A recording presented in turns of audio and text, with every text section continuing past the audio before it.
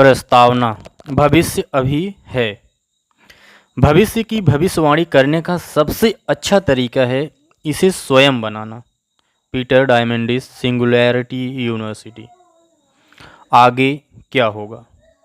मार्च 2020 में corona virus के कारण अमेरिका में हलचल मचने से कुछ हफ्ते पहले मैं और मेरे 3 युवा बेटे AIPAC नीति सम्मेलन के लिए DC में वाशिंगटन कन्वेंशन सेंटर में एकत्र हुए थे। मैं चाहता था कि वे देखें कि कैसे प्रौद्योगिकी दुनिया की सबसे कठिन समस्याओं को हल करने में मदद कर सकती है। जल संरक्षण में अभूतपूर्व प्रगति से लेकर प्लास्टिक के पुनर्चक्रण के नए तरीकों तक। तुम्हें पता है, छोटे बच्चों को जिस तरह की चीज़ें पसंद होती है। जैसे ही हम भीड़ के बीच से भटक रहे थे, हमारी मुलाकात मेरे मित्र एली बीए से हुई, जो यूनाइटेड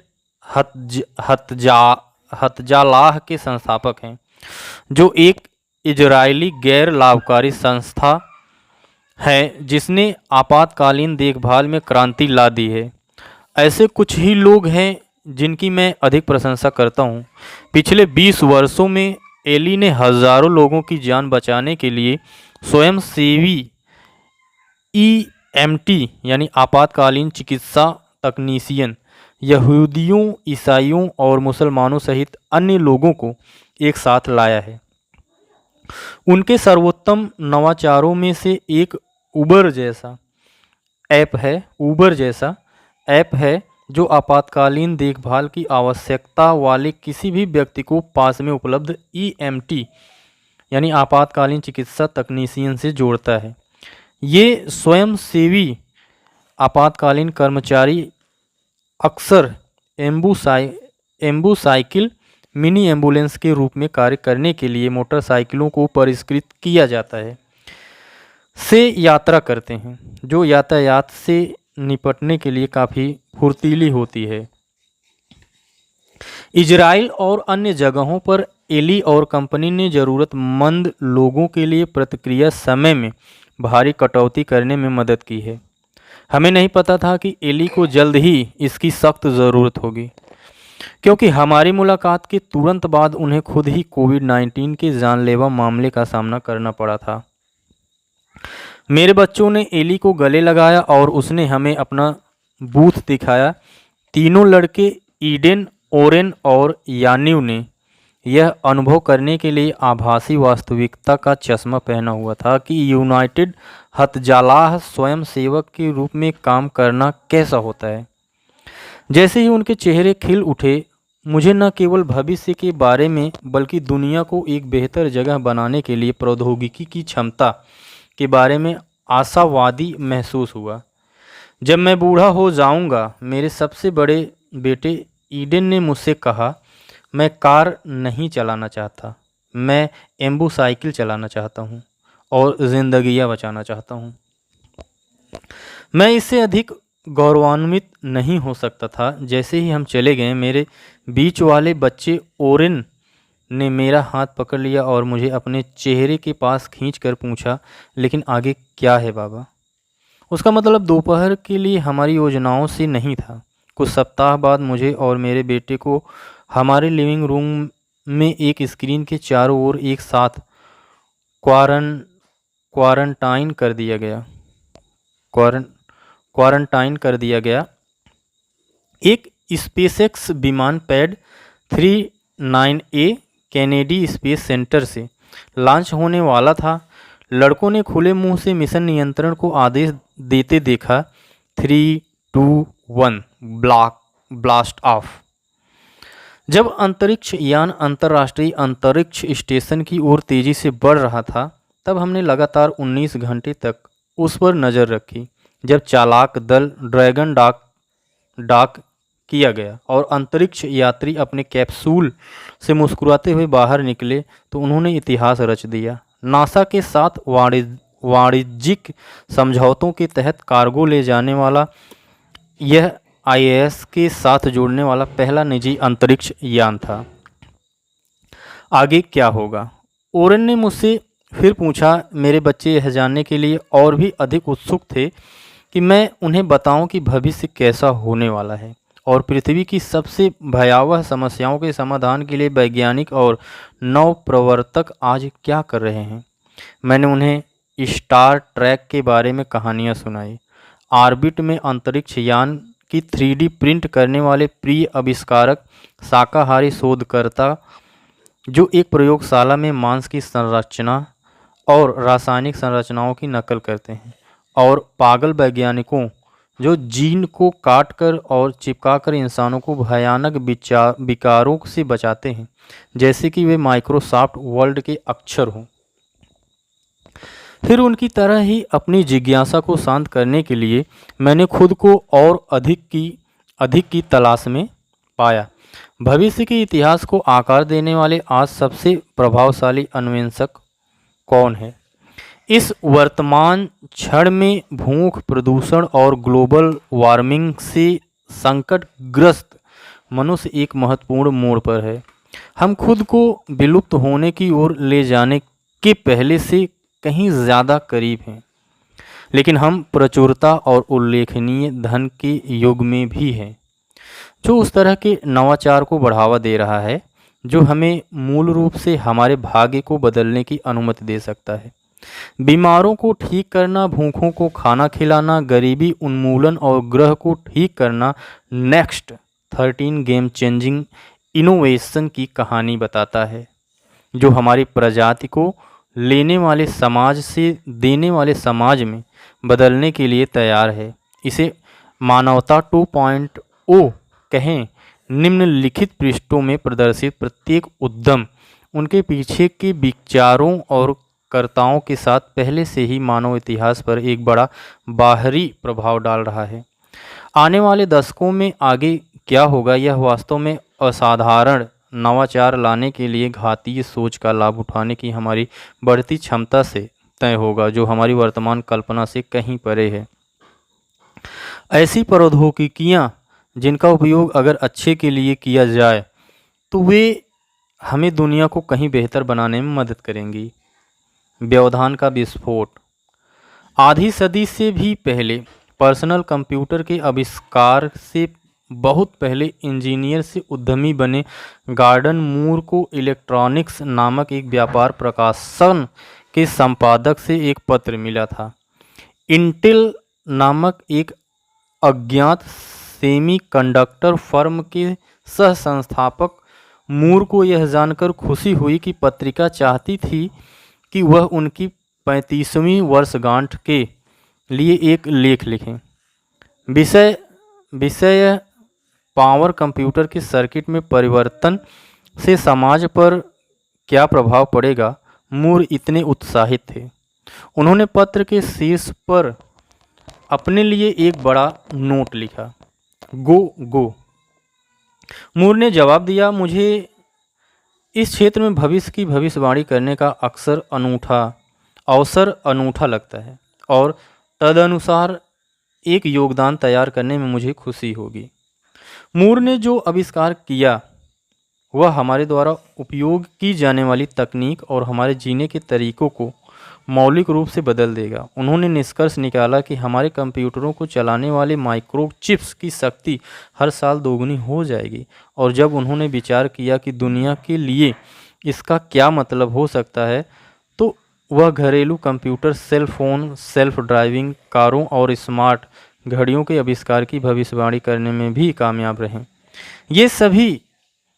ये सभी समय के साथ सस्ते हो जाएंगे, जैसा कि न्यूयॉर्क टाइम्स के स्तंभकार थॉमस फ्रीडमैन ने एक बार मजाक में कहा था, केवल एक चीज़ जो वह चूक गए वह भी माइक्रोवेव पॉपकॉर्न। 1975 तक मूर की परिकल्पना पहले ही सच साबित हो चुकी थी, लेकिन उनका मानना था कि विकास की गति तेज हो रही थी, इसलिए उन्होंने अपनी भविष्यवाणी को अद्यतन किया। मूर का नियम जो मानता है कि माइक्रोचिप्स की शक्ति हर 2 साल में लगभग दोगुनी हो जाएगी जबकि उनकी लागत लगभग समान रहेगी, तब से कायम है। हम इस घटना का प्रभाव प्रतिदिन महसूस करते हैं। यही कारण है कि 2 दशक पहले हम जो तकनीक इस्तेमाल कर रहे थे उनकी तुलना में हमारी तकनीक लगभग पहचान योग्य नहीं रह गई है। पिछले 20 वर्षों में स्मार्टफोन, सोशल मीडिया और जीपीएस सभी आम हो गए हैं और यह सिर्फ गैजेट्स के बारे में नहीं है। हमने विज्ञान और प्रौद्योगिकी में एक सच्ची क्रांति देखी है। अधिक भोजन पैदा करने के लिए आनुवंशिक रूप से इंजीनियर की गई फसलों से लेकर माइक्रो फाइनेंस में प्रगति तक, जिसने लाखों लोगों को गरीबी से बाहर निकालने में मदद की है। रे कुर्जवील इन परिवर्तनों के बारे में बहुत कुछ जानते हैं। वह न केवल गूगल के इंजीनियरिंग निदेशक हैं, बल्कि वह फ्लैट बेड स्कैनर और नेत्रहीनों के लिए पढ़ने वाली मशीनों के प्रमुख आविष्कारक हैं।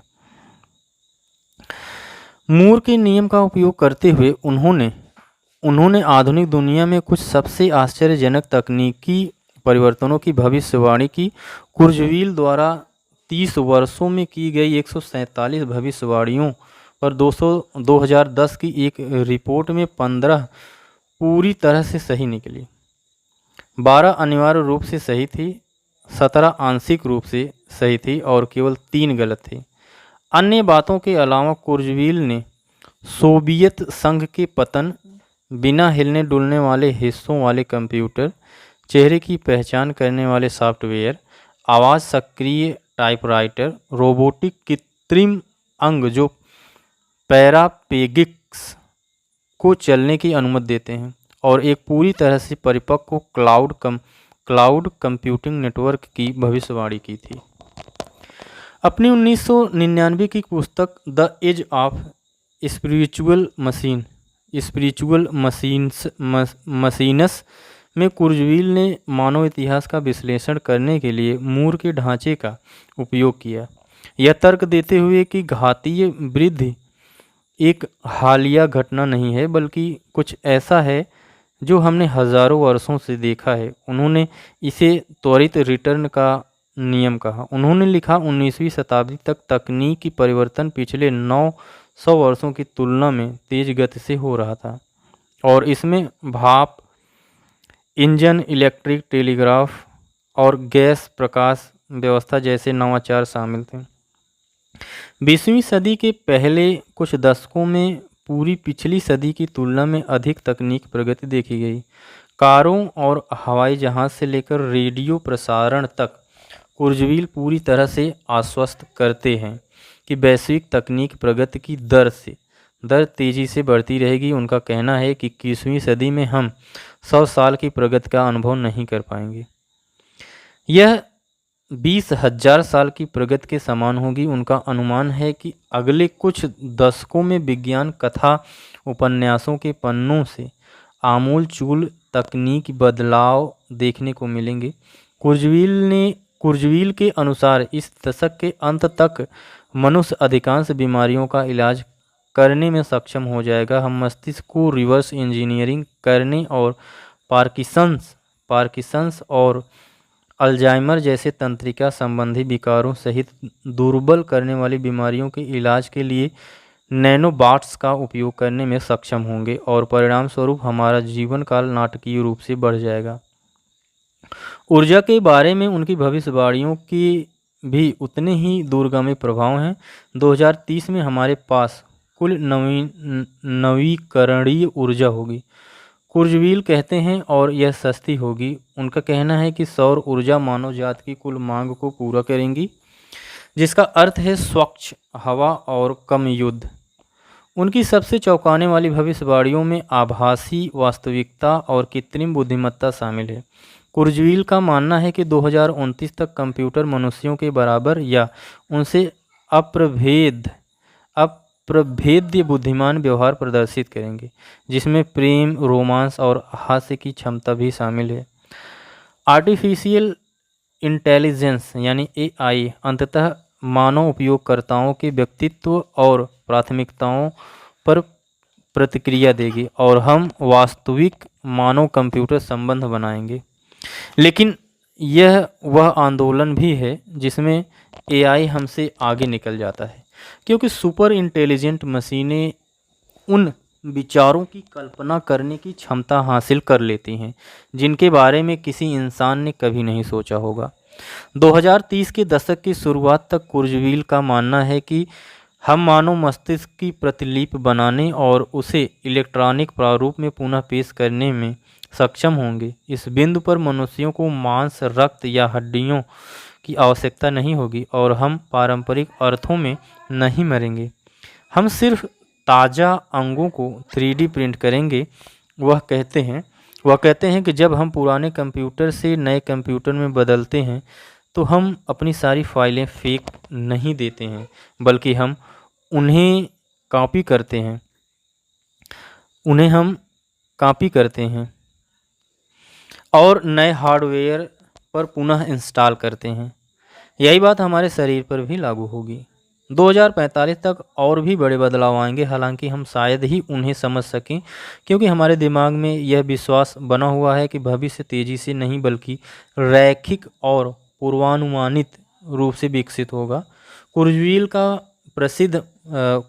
का प्रसिद्ध मानना है कि उस वर्ष तक हम वह हासिल कर लेंगे जिसे विलक्षणता के रूप में जाना जाता है। एक ऐसा समय जब मनुष्य अपने मस्तिष्क को AI के साथ विलय करके अपनी प्रभावी बुद्धि को 1 अरब गुना बढ़ा देंगे। यह वह समय है जब मानव सभ्यता अनियंत्रित और परिवर्तनीय तकनीक विकास के कारण अप्रत्याशित परिवर्तनों का अनुभव करती है, जो मूल रूप से मनुष्यों के सीखने, काम करने, मनोरंजन करने और युद्ध छेड़ने के तरीकों को प्रभावित करेगी। वह कहते हैं कि इससे कंप्यूटर में मानव बुद्धि होती है। मनुष्य उन्हें हमारे दिमाग के अंदर डालते हैं, उन्हें क्लाउड से जोड़ते हैं और हम जो उसका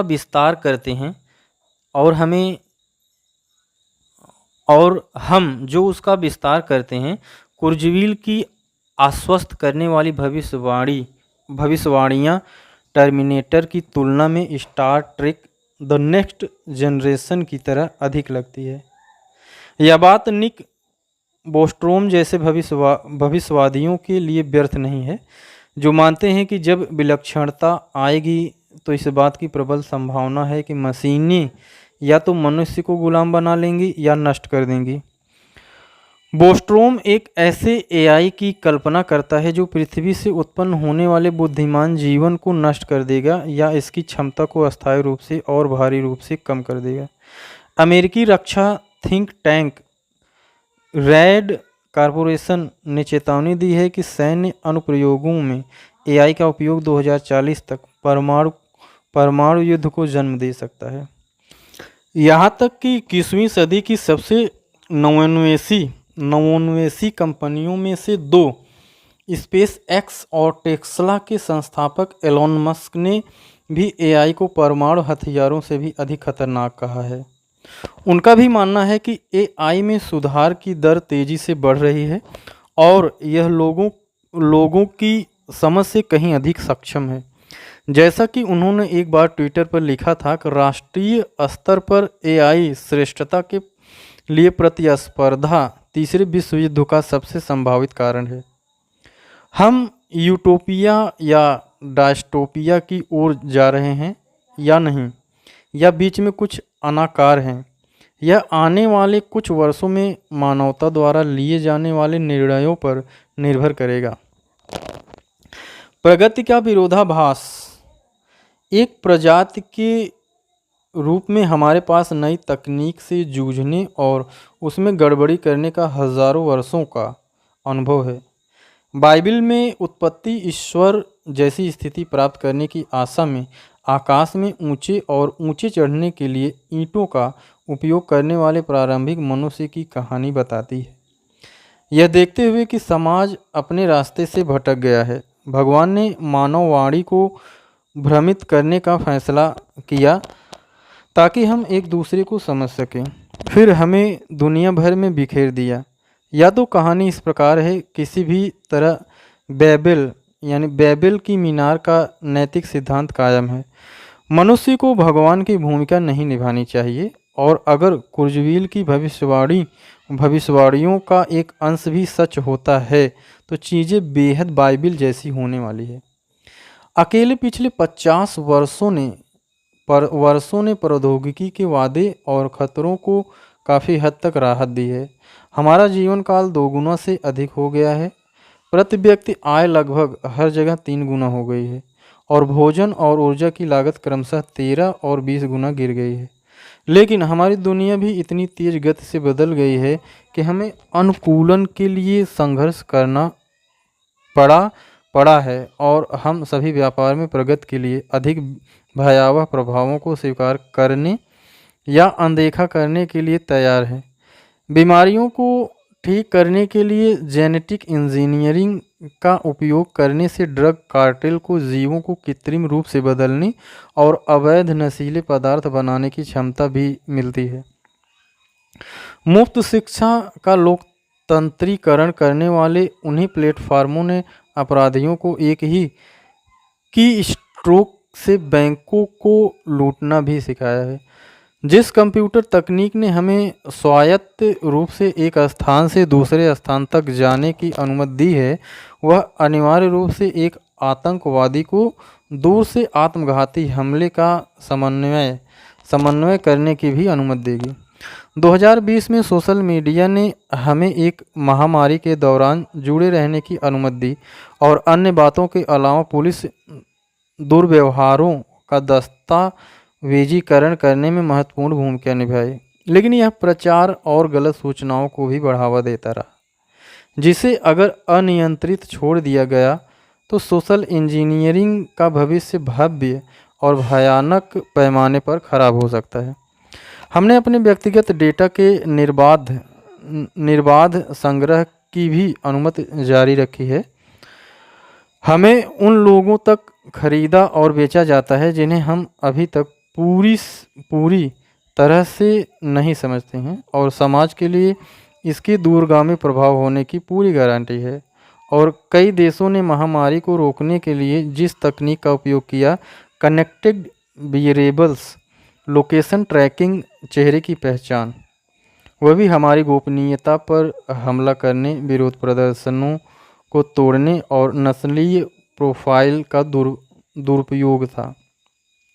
future crimes, everything is connected, everyone is vulnerable, everyone is vulnerable and what can we do about it के लेखक मार्क गुडमैन कहते हैं, कई लोगों को प्रभावित करने की क्षमता तेजी से बढ़ रही है। यह अच्छाई के लिए बढ़ रही है और यह बुराई के लिए भी बढ़ रही है। लेकिन पृथ्वी जिन अस्तित्वगत समस्याओं का सामना कर रही है उनकी तुलना में प्रौद्योगिकी के नकारात्मक पक्ष हमारी सबसे कम चिंता है। 2020 में पेरिस स्थित अनुसंधान संगठन फ्यूचर अर्थ ने जलवायु परिवर्तन पर एक रिपोर्ट जारी की, जिसमें 50 से अधिक देशों के 200 से अधिक प्रमुख वैज्ञानिकों की अंतर्दृष्टि शामिल थी। उन्होंने निष्कर्ष निकाला कि मानवता के सामने आने वाली चुनौतियां चरम मौसम की घटनाएं, जीवन निर्वाह, पारिस्थितिकी तंत्र की गिरावट, खाद्य असुरक्षा और मीठे पानी के घटते भंडार एक दूसरे को जोड़ते हैं। अपने आप में वे काफ़ी विनाशकारी हैं, लेकिन एक साथ मिलकर वे हमारे शहरों, हमारे देशों, हमारे ग्रह और अंततः हमें नष्ट कर सकते हैं। अत्यधिक गर्मी की लहरें, प्राकृतिक संसाधनों से ग्रह वार्मिंग गैसों को जारी करके ग्लोबल वार्मिंग को बढ़ाती है, जबकि पानी और भोजन की कमी को बढ़ाती है और जैव विविधता का नुकसान हमारी प्राकृतिक और कृषि प्रणालियों को कमज़ोर करता है, जिससे खाद्य आपूर्ति और भी अधिक खतरे में पड़ जाती है। समूह के कार्यकारी निदेशक एमी लुवर्स कहते हैं कि अगले दशक में हमारे कार्य पृथ्वी पर हमारे सामूहिक भविष्य का निर्धारण करेंगे। बोर्ड में सभी इस बात पर सहमति हैं कि अब कार्रवाई करने का समय आ गया है। विश्व आर्थिक मंच के अध्यक्ष बोर्गे ब्रेंडे कहते हैं, हमारे पास केवल एक बहुत छोटी खिड़की है और अगर हम अगले 10 वर्षों में उस खिड़की का उपयोग नहीं करते हैं तो हम टाइटैनिक पर डेक कुर्सियों के आसपास घूम रहे होंगे। हमने चांद पर जाना चुना। इस क्षण को पूरा करने के लिए हमें पहले से कहीं अधिक चंद्रमा की तस्वीरें लेनी होंगी। जब राष्ट्रपति जॉन एफ कैनेडी ने 1962 में अपोलो कार्यक्रम की घोषणा की तो चंद्रमा पर मनुष्य को उतारना लगभग असंभव लग रहा था और अगर कोई ऐसा करने जा रहा होता तो सारा दांव सोवियत संघ पर होता, जिसने पहले ही दुनिया का पहला उपग्रह स्पुतनिक और दुनिया के पहले आदमी अंतरिक्ष यात्री यूरी गगारिन को ग्रहपथ में लॉन्च कर दिया था। अंतरिक्ष यात्री यूरी गगारिन को ग्रहपथ में लॉन्च कर दिया था। अमेरिका अंतरिक्ष की दौड़ में हार रहा था और कनेडी चाहते थे कि हमारे अंतरिक्ष यात्री पृथ्वी को हिला देने वाला कुछ करें ताकि दुनिया भर के लोगों को दिखाया जा सके कि संयुक्त राज्य अमेरिका कितना उल्लेखनीय है और इसके निहितार्थ पूंजीवाद और उदार लोकतंत्र की हमारी प्रणाली है। कैनेडी ने मशहूर घोषणा करते हुए कहा कि हमने इस दशक में चंद्रमा पर जाने और अन्य चीज़ें करने का फैसला किया है, इसलिए नहीं कि वे आसान हैं बल्कि इसलिए कि वे कठिन है। 7 साल बाद ही 16 जुलाई सन 1969 को नील आर्मस्ट्रांग, बज एल्ड्रिन और माइकल कॉलिंस ने अपोलो 11 अंतरिक्ष यान पर अंतरिक्ष में उड़ान भरी। जब आर्मस्ट्रांग शांति के सागर की सीढ़ी से नीचे उतरे तो आधे अरब से अधिक लोगों के टेलीविज़न पर देखने के साथ वह इससे बेहतर कुछ नहीं कह सकते थे। यह मनुष्य के लिए एक छोटा कदम था, मानव जाति के लिए एक बड़ी छलांग थी। अपोलो कार्यक्रम मानव इतिहास में संसाधनों और जनशक्ति की सबसे बड़ी गतिशीलता में से एक है। इस कार्यक्रम की लागत आज के डॉलर में लगभग $22 बिलियन या $260 बिलियन थी, लेकिन यह लाभ के लायक था और ज़रूरी नहीं कि कैनेडी का इरादा उन कारणों से ही हो। नासा को दुनिया का सबसे बड़ा रॉकेट, साथ ही सबसे छोटा, सबसे तेज़ और सबसे फुर्तीला कंप्यूटर भी विकसित करना था। यह उपकरण इंटीग्रेटेड सर्किट कंप्यूटर चिप्स का उपयोग करने वाले पहले उपकरणों में से एक था और अंततः सिलिकॉन चिप क्रांति को तेज करने में मदद की। कैनेडी के मून शॉट के अन्य उत्पादों के अलावा high speed data network, space suit, space food, heat shield और कई अग्निरोधक सामग्रियों के विकास को भी तेजी से शुरू किया। मिशन पूरा होने के बाद भी निवेश का प्रभाव नई तकनीकों पर पड़ता रहा, जिसमें कैट स्कैनर भी शामिल था, जो मूल रूप से चंद्रमा की छवियों को बढ़ाने के लिए विकसित किया गया था। कान थर्मामीटर सबसे पहले तारों के जन्म का पता लगाने के लिए उपयोग किया जाता था और यहाँ तक कि दांतों के लिए अदृश्य ब्रेसिज भी, जिनकी शुरुआत एक ऐसी सामग्री के रूप में हुई जो विमान में दरार का पता लगा सकती थी। कैनेडी युग के बाद से दुनिया नाटकीय रूप से बदल गई है और जबकि संयुक्त राज्य अमेरिका को अभी भी एक महान समस्या समाधानकर्ता माना जाता है। संघीय सरकार अब नवाचार में सबसे आगे नहीं है।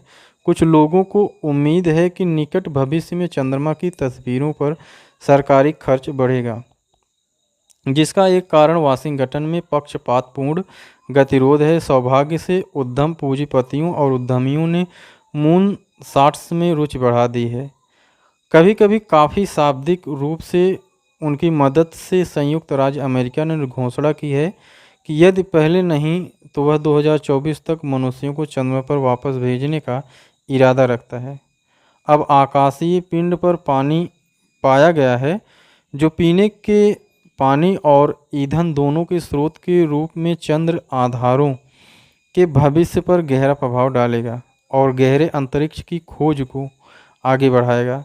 सरकारें अब एकमात्र संस्था नहीं है जो कठिन प्रतीत होने वाली वैश्विक चुनौतियों से निपटने में सार्थक भूमिका निभा सकती हैं। कुछ संसाधनों और कम जनशक्ति के साथ निगम, अनुसंधान संस्थान और DIY यानी डाई नवप्रवर्तक बिल गेट्स जैसे तकनीक परोपकारी लोगों की एक पीढ़ी के साथ जो अपनी निजी संपत्ति में से अरबों डॉलर खर्च कर रहे हैं, अब अपने दम पर चंद्रमा की तस्वीरें हासिल करने में सक्षम हैं।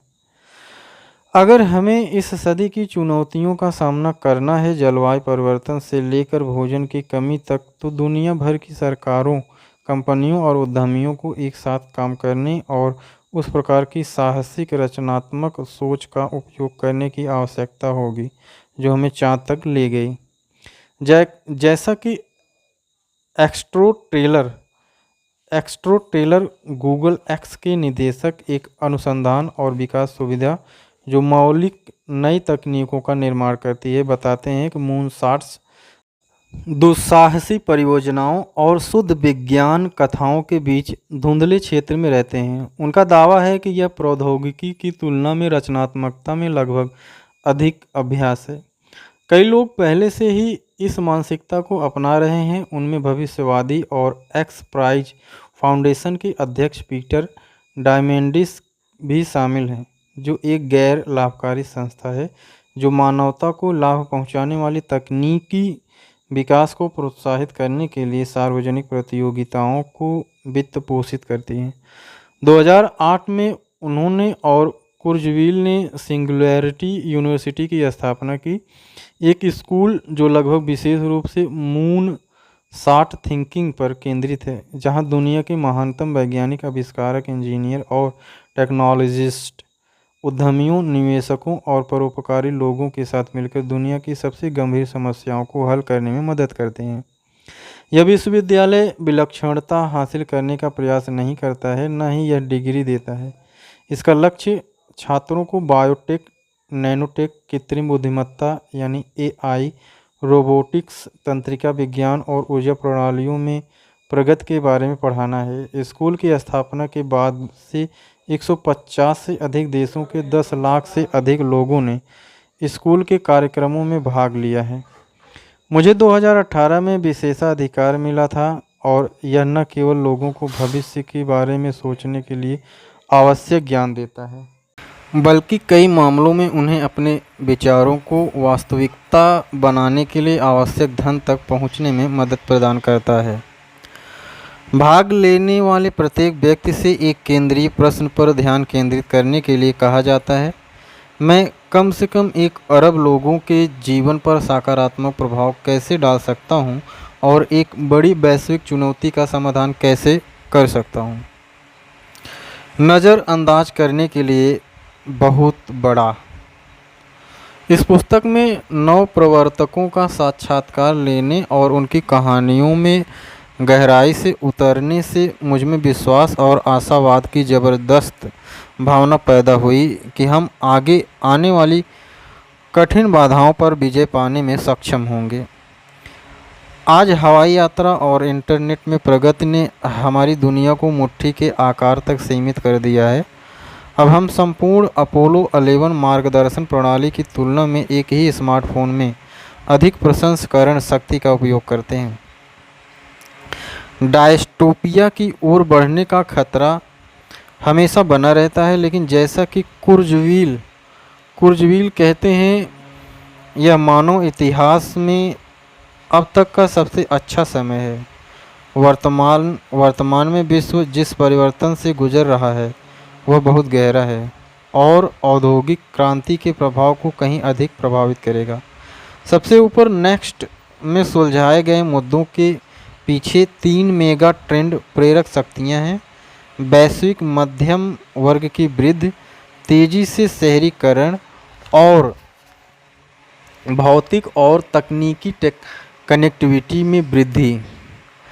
दशक के अंत तक दुनिया की आबादी 8.5 अरब तक पहुंच जाएगी, जिसका अधिकांश हिस्सा आर्थिक मध्यम वर्ग का हिस्सा होगा। और हालांकि अब दुनिया की आधी आबादी शहरी मानी जाती है, 2030 तक इसका पूरा 2/3 हिस्सा शहरी हो जाएगा। कई लोग 10 मिलियन से अधिक लोगों की आबादी वाले 40 मेगा शहरों में रहेंगे।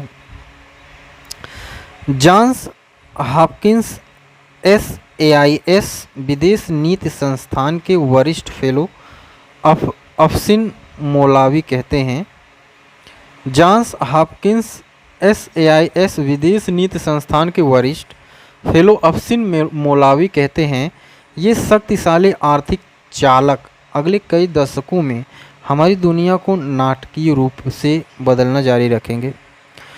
लाखों लोगों को गरीबी से बाहर निकालेंगे, वैश्विक व्यापार पैटर्न को नया आकार देंगे, भूरा राजनीतिक गठबंधनों को बदलेंगे, नवाचार के नए केंद्र बनाएंगे और समाजों और राज्यों के लिए नई और पहले से अकल्पनीय चुनौतियां पेश करेंगे। निम्नलिखित अध्यायों में शामिल नवाचार संयुक्त राष्ट्र द्वारा प्रमुख सतत विकास लक्ष्यों के रूप में उल्लिखित 13 महत्वपूर्ण क्षेत्रों को संबोधित करते हैं। अंतरिक्ष, शिक्षा, आश्रय, पर्यावरण, स्वच्छता, चिकित्सा, आपदा, लचीलापन, ऊर्जा, समृद्ध भोजन, पानी, शासन और सुरक्षा। नवाचारों के पीछे के कई लोग कुर्जवील और डायमेंडिस जैसे लोगों से प्रेरित हैं। इनमें से कुछ दूरदर्शी लोगों ने इतनी बड़ी समस्याओं को हल करने का प्रयास किया है, हमें से अधिकांश को यह नहीं पता होगा कि कहां से शुरू करें। नेक्स्ट बुक पाठकों को एक विचार को वास्तविक दुनिया की सफलता में बदलने की प्रक्रिया के पीछे के प्रमुख निर्णयों और विफलताओं पर एक नज़र प्रदान करती है। और यद्यपि उनकी प्रत्येक सफलता की कहानी अद्वितीय है, सामूहिक रूप से वे असंभव से निपटने के लिए एक खाका प्रकट करते हैं। सभी को मून शॉट सोच की आवश्यकता होती है। उनमें से जापान के सबसे प्रसिद्ध वास्तुकारों में से एक जून सातो हैं, जिन्होंने मुझे समझाया कि उनका देश प्राकृतिक आपदाओं का सामना करने के लिए संरचनाओं का निर्माण कैसे करता है और जो सस्ते में भूकंपी इंजीनियरिंग और समाज स्तरीय योजना दोनों में वैश्विक अग्रणी बन गए हैं। हमारे साक्षात्कार के दौरान 5.4 तीव्रता का भूकंप आया, सातों ने इसे टाल दिया। वह इतना बुरा नहीं था, वह हंसा। वास्तव में बहुत बड़ा आना अभी बाकी है। आप एस्टोनिया के पूर्व राष्ट्रपति टॉमस हेंड्रिक इल्वेस को सुनेंगे, जिन्होंने अपने देश को दुनिया के पहले पूर्ण डिजिटल समाज में बदलने में मदद की, जिसमें वोटिंग सहित क्लाउड से 100 सामाजिक सेवाएं प्रदान की गई। नीदरलैंड से, जहां आबादी का एक बड़ा हिस्सा समुद्र तल से नीचे रहता है, आप हेनक ओविंक जैसे जल विशेषज्ञों के महान प्रयासों के बारे में जानेंगे, जो बाकी दुनिया को दिखा रहे हैं कि खाड़ी में बढ़ते महासागरों को कैसे बनाए रखा जाए। और आप विद्युत और स्वायत्त वाहनों से लेकर परिवहन को नया आकार देने वाली क्रांतियों के बारे में पढ़ेंगे। सलमान खान द्वारा शिक्षा को नया रूप देने और मोहम्मद यूनुस द्वारा माइक्रो फाइनेंस के माध्यम से गरीबी का मुकाबला करने जैसे अंतर निर्माताओं तक शामिल है। आप अपने दांत प्रयोगशाला में उगाए गए मांस में गड़ा देंगे, जो हम सभी को बचा सकता है। और CRISPR जीन संपादक जैसे पृथ्वी को हिला देने वाली तकनीकों पर करीब से नज़र डालेंगे, जो दवा और लगभग सभी चीज़ों को बदलने के लिए तैयार है। आपको यह भी पता चलेगा कि कैसे 2 सौर पैनल, एक रेफ्रिजरेटर और हज़ारों मील दूर एक कंप्यूटर से जुड़ा एक साधारण पानी पंप एक भूखे अफ्रीकी गांव को पूरी तरह से बदल सकता है। और स्टीवन यारी इसे कैसे साबित कर रहा है।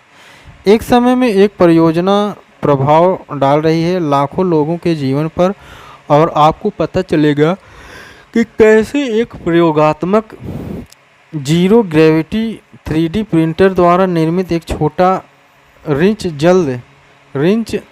जल्द ही हमारे अपने ग्रह और उससे परे मानव जात के लिए एक क्वांटम बदलाव को अनलॉक कर सकता है। ये प्रौद्योगिकियाँ और मानवता के लिए प्रस्तुत नई वास्तविकताएं पहले से ही यहाँ हैं। वे कुछ स्थानों पर मजबूती से अंतर्निहित हैं और फैल रही हैं। ये सभी विचार मानवता के लिए आगे क्या है इसकी एक झलक पेश करते हैं। लेकिन सबसे बढ़कर अगर मैंने इसे सही किया है तो वे पाठकों को हमारे जीवन के बारे में आशा भी देंगे, एक प्रजाति के रूप में हमारे भविष्य के बारे में। जैसा कि विज्ञान कथा लेखक विलियम गिब्सन ने एक बार कहा था कि भविष्य पहले से ही यहाँ है, यह अभी समान रूप से वितरित नहीं है। अध्याय 1 अंतरिक्ष। Print me up Scotty. पृथ्वी मानवता का उद्गम स्थल है, लेकिन मानव जाति सदैव पालने में नहीं रह सकती। कॉन्स्टेंटिन त्सोलकोव्स्की 1911 के एक पत्र से। मियामी फ्लोरिडा के ऊपर अंतर्राष्ट्रीय अंतरिक्ष स्टेशन नासा, इसमें एक चित्र दिखाया गया है इस बुक्स में। Big bang deal.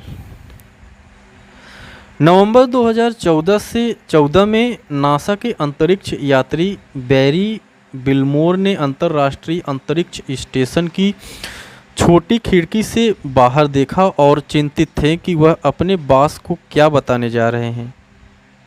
कुछ हफ्ते पहले वह और दो रूसी अंतरिक्ष यात्री अलेक्जेंडर समोकुत्यायेव और येलेना सुरोवा पृथ्वी मानवजात के लिए ग्रह से परे एकमात्र घर से लगभग 220 मील ऊपर इस चौकी पर पहुंचे थे। लगभग तुरंत ही उन्होंने आपदा राहत से लेकर अंतरिक्ष यात्रा के दौरान मानव आँख कैसे बदलती है इस पर प्रयोग करना शुरू कर दिया। हालांकि जब वे काम कर रहे थे, बिलमोर का एक उपकरण एक रैचेटिंग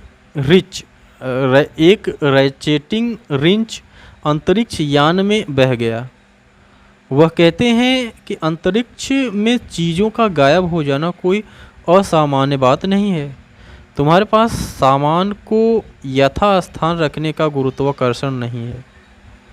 यदि कोई आपातकालीन स्थिति उत्पन्न होती है या कोई चीज़ खराब हो जाती है तो उपकरण खोने के परिणाम विनाशकारी हो सकते हैं। यही कारण है कि स्पेस स्टेशन स्पेयर पार्ट्स और बैकअप पर लाखों खर्च करता है, जिनमें से अधिकांश का कभी उपयोग नहीं किया जाएगा। दुर्भाग्य से उसके मिशन के अंतरिक्ष यात्रियों को दूसरा रिंच नहीं मिल सका। निराश बिलमोर ने रेडियो के माध्यम से पृथ्वी पर मिशन नियंत्रण को संदेश भेजा। लाइन के दूसरे छोर पर नासा के इंजीनियर चिंतित थे, लेकिन वे तुरंत एक समाधान लेकर आए। उन्होंने कैलिफोर्निया स्थित स्टार्टअप मेड इन स्पेस नामक कंपनी से संपर्क किया, जो यह साबित करने की कोशिश कर रही थी कि 3D प्रिंटिंग ग्रेविटी के बिना भी काम कर सकती है। कुछ सप्ताह पहले नासा ने एक कार्गो अंतरिक्ष यान पर अंतरिक्ष यात्रियों के लिए अपना एक उपकरण भेजा था। समय आकस्मिक था। 1984 में चार्ल्स हल द्वारा आविष्कार किया गया 3D प्रिंटर अपने स्याही और कागज पूर्ववर्तियों के समान है। अंतर यह है कि वे त्रि-आयामी वस्तुएं बना सकते हैं। मेड इन स्पेस के सह संस्थापक जेसन डन कहते हैं, स्याही अब प्लास्टिक है या एक एक्रेलिक आधारित सामग्री जिसे फोटो पॉलीमर के रूप में जाना जाता है। जब यूवी लेजर किरण इस सामग्री से टकराती है तो प्रकाश के संपर्क में आने वाला हिस्सा एक ठोस टुकड़े में बदल जाता है, जिसे प्रिंटर 3D आकार में ढाल देता है। जैसा कि डन बताते हैं कि हम इसे नोजल से गर्म गोंद बंदूक की तरह पिघला रहे हैं। 3D प्रिंटर की बदौलत कंपनियां अब भारी अग्रिम निवेश किए बिना डिज़ाइन का परीक्षण कर सकती है। आज निर्माण से लेकर एरोस्पेस तक व्यापक श्रेणी के उद्योग इस तकनीक का उपयोग करते हैं। अंतरिक्ष में 3D प्रिंटिंग यात्रा, दूरसंचार और अन्य उद्योगों में क्रांति ला सकती है, लेकिन उपकरणों को गुरुत्वाकर्षण की आवश्यकता होती है। एक समस्या जिसे कंपनी जानती थी कि उन्हें हल करना होगा। यदि प्रत्येक बेल्ट, काग और चरखी सुरक्षित नहीं है, तो एक बार जब आप पृथ्वी पर मौजूद नीचे की ओर बल को हटा देते हैं, तो मुद्रण तंत्र विफल हो जाता है या अजीब परिणाम देता है। जब बिलमोर ने अपना रिंच खोया, तब तक डन और कंपनी वर्षों से अपना प्रिंटर विकसित कर रहे थे। यदि वे सफल हुए तो यह उपकरण पृथ्वी पर डिज़ाइन किया गया और अंतरिक्ष में बनाया गया पहला उपकरण होगा। सिलिकॉन वैली के एम्स अनुसंधान केंद्र में कंपनी के इंजीनियरों ने यह सुनिश्चित करने के लिए कई रिंच तैयार किए कि वे उचित विनिर्देशों को पूरा करते हैं। 5 दिन के काम के बाद मिशन कंट्रोल ने डिजिटल फाइल को स्पेस स्टेशन भेजा। मुद्रण के 2 घंटे बाद मिशन नियंत्रण ने बिलमोर को एक छोटे माइक्रोवेव के आकार के बॉक्स जैसी डिवाइस पर जाने के लिए कहा। उसने दरवाज़ा खोला और एक रिंच निकाला। एक गेम चेंजर है, यह एक गेम चेंजर है, उन्होंने कहा, या जैसा कि हम टेनेसी में कहते हैं, यह एक बड़ा धमाकेदार सौदा है। मनुष्य के लिए एक छोटा उपकरण मानव जात के लिए एक बड़ी छलांग। वामिट धूमकेतु। डन की अंतरिक्ष में रुचि तब शुरू हुई जब वह फ्लोरिडा में बड़े हो रहे थे। वह पृथ्वी पर महासागरों से लेकर उसके परे के ग्रहों तक दुनिया की खोज करने में रुचि रखते थे। पहली बार जब उन्होंने केप कैनावेरल के पास के केनेडी अंतरिक्ष केंद्र में अंतरिक्ष शटल को लॉन्च होते देखा, तो उन्होंने आकाश में एक छोटे तारे की तरह ऊपर की ओर बढ़ते हुए देखा और यह देखकर आश्चर्यचकित रह गए कि उस पर लोग सवार थे और अंतरिक्ष में गायब हो रहे थे। जैसे जैसे वह बड़े हुए, डन की अंतरिक्ष में रुचि बढ़ती गई। ऑरलैंडो विश्वविद्यालय में उन्होंने एरोस्पेस इंजीनियरिंग का अध्ययन किया और बोइंग में इंटर्नशिप के माध्यम से नासा के शटल कार्यक्रम पर काम किया। वह अंतरिक्ष की खोज और विकास के लिए छात्रों नामक एक कॉलेज क्लब में शामिल हो गए, जहां उनकी मुलाकात सिंगुलैरिटी यूनिवर्सिटी के संस्थापक पीटर डायमेंडिस से हुई, जो उनके गुरु बने। 2010 में नासा ने घोषणा की कि वह अंतरिक्ष में उड़ान बंद करने जा रहा है। डन कहते हैं, मेरा थोड़ा दिल टूटा और बहुत उलझन महसूस हुई, क्योंकि मैं जो भी कर रहा था उसका मकसद अंतरिक्ष यान पर काम करना था। लेकिन डायमेंडिस ने डन को माउंटेन व्यू, कैलिफोर्निया में सिंगुलैरिटी यूनिवर्सिटी ग्रेजुएट अध्ययन कार्यक्रम में शामिल होने के लिए प्रोत्साहित किया। वहां डन की मुलाकात 2 उद्यमियों आरोन केमर और माइक चेन से हुई। तीनों में बहुत कुछ समान था। वे स्टार ट्रेक और अंतरिक्ष के प्रति जुनूनी थे और उन्होंने इंजीनियरिंग, कंप्यूटर विज्ञान या दर्शन शास्त्र में कॉलेज की डिग्री हासिल की थी। केमर ने सह संस्थापकों को एक साथ लाने में प्रमुख भूमिका निभाई। वह फ्लोरिडा पैनहैंडल में पले बड़े थे और उन्होंने अपने घर से अंतरिक्ष शटल के प्रक्षेपण देखे थे। वह शटलों, आग, धुएं और पृथ्वी से परे जीवन का पता लगाने के अवसर में मंत्रमुग्ध थे और कम उम्र से ही वह जानते थे कि वह एक अंतरिक्ष यात्री बनना चाहते हैं। उन्हें याद है कि जब वह 5 साल के थे तो अपने हॉट व्हील्स स्पेस शटल को पकड़कर अपने बिस्तर पर ऊपर नीचे कूद रहे थे। वह लड़खड़ाकर गिर पड़े और उनका माथा कट गया, लेकिन उन्होंने खिलौने को नहीं छोड़ा। केमर कहते हैं तभी मुझे हैरी पॉटर का निशान मिला। अंतरिक्ष में जाना मेरे माथे पर छप गया था। जैसे जैसे वह बड़े होते गए, अंतरिक्ष के प्रति उनका जुनून कम नहीं हुआ और फ्लोरिडा विश्वविद्यालय से स्नातक होने और एक समाचार एकत्रीकरण वेबसाइट शुरू करने के बाद वह सोचते रहे कि वह क्या कर सकते हैं जो उनसे बड़ा हो, और उनके लिए इसका मतलब एक अंतरिक्ष उद्यम था। जब वे 25 वर्ष के थे तो उन्होंने डायमेंडिस से सब कुछ सीखने की आशा से सिंगुलैरिटी विश्वविद्यालय में दाखिला लिया।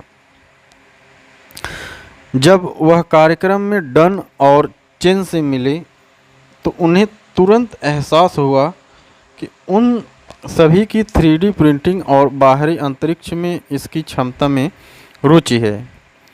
उन्हें पता चला कि नासा ने 1990 के दशक में 3D प्रिंटिंग का प्रयोग किया था, लेकिन एजेंसी ने फैसला किया कि तकनीक तैयार नहीं थी। यह 2005 में बदल गया जब कांग्रेस ने पृथ्वी पर जीवन को बेहतर बनाने वाले प्रयोगों को प्रोत्साहित करने के लिए अंतर्राष्ट्रीय अंतरिक्ष स्टेशन के अमेरिकी खंड को एक राष्ट्रीय प्रयोगशाला के रूप में नामित किया। सिंगुलैरिटी कार्यक्रम समाप्त करने के बाद तीनों लोगों ने केमर के करीबी दोस्त माइकल स्नाइडर के साथ एक कंपनी शुरू करने का फैसला किया। उन्होंने बारी बारी से खुद को टीनेज म्यूटेंट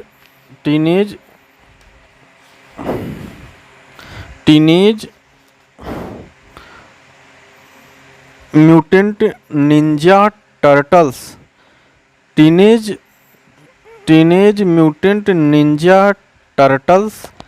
प्रत्येक को उनके व्यक्तित्व के आधार पर एक चरित्र सौंपा गया और द 4 जेडी कहा।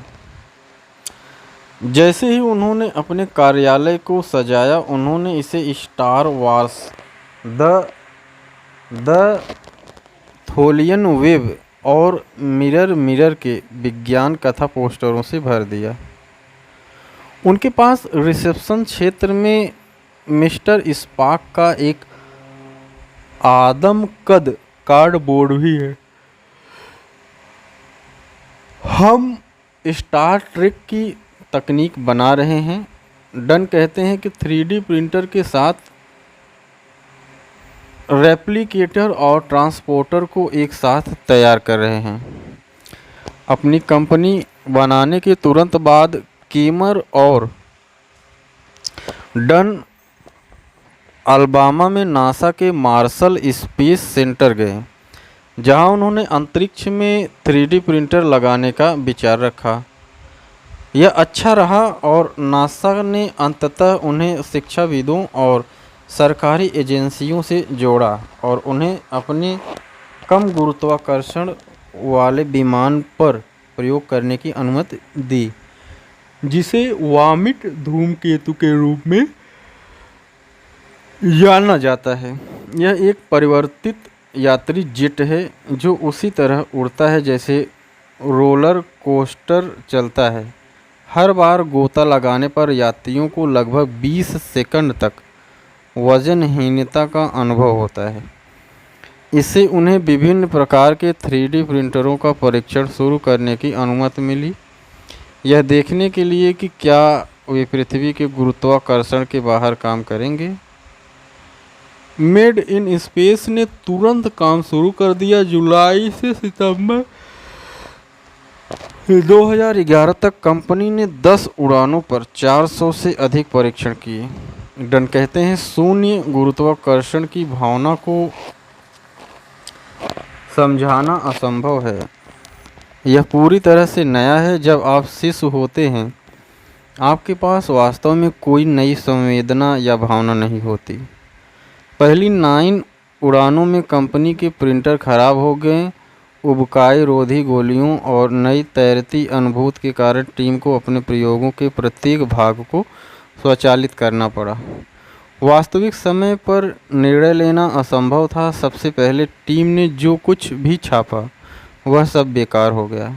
अंतरिक्ष की तुलना में पृथ्वी पर गर्मी का स्थानांतरण अलग तरह से होता है। यह गुरुत्वाकर्षण वातावरण में बढ़ता है जो स्पष्ट रूप से असंभव है जहां ऊपर मौजूद नहीं है, और यह प्लास्टिक के पिघलने और ठंडा होने पर प्रभाव डालता है।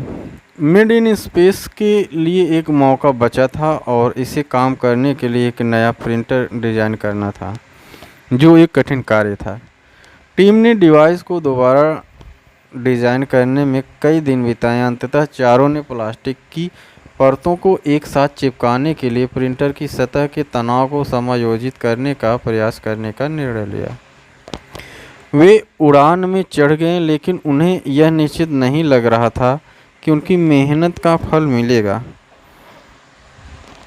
नासा अब तक अनुत्पादक परीक्षण उड़ानों को देखते हुए उन्हें अब उड़ान का समय नहीं देने वाला था। केमर याद करते हैं, हम इसका पता लगाने के अपने आखिरी मौके पर थे।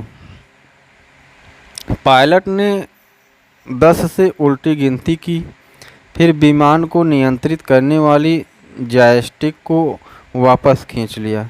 यह आकाश में 1 किलोमीटर ऊपर चढ़ गया। फिर पायलट ने इंजन काट दिया, विमान गिरने लगा। टीम ने प्रिंटर चालू कर दिया, डिवाइस से चिपचिपा पदार्थ निकल गया। टीम ने एक पल इंतज़ार किया और फिर ऐसा हुआ। चिपचिपा पदार्थ कठोर हो गया। सभी ने अपनी मुट्ठियां तान दी। केमर कहते हैं कि यह अद्भुत क्षण था। परीक्षणों से साबित हुआ कि मेड इन स्पेस ने एक ऐसा उत्पाद बनाया है जो वास्तव में चंद्रमा या मंगल की सतह जैसे शून्य गुरुत्वाकर्षण वातावरण में काम कर सकता है।